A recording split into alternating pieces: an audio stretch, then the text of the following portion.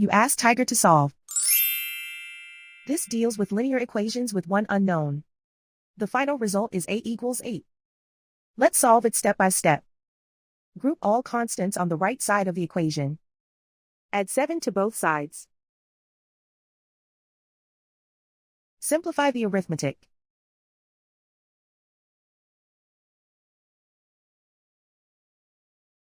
Isolate the A. Multiply both sides by 2. Group like terms. Multiply the coefficients. Simplify the fraction. Simplify the arithmetic. And so the final result is A equals 8.